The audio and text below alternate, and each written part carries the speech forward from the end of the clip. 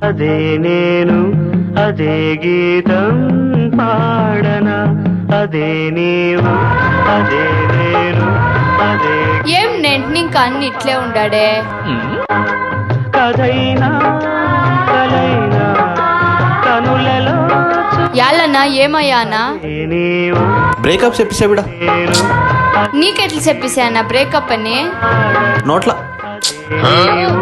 ఏ. సరే ఎడి ముందుకు మంచి బిట్ సిక్తుంది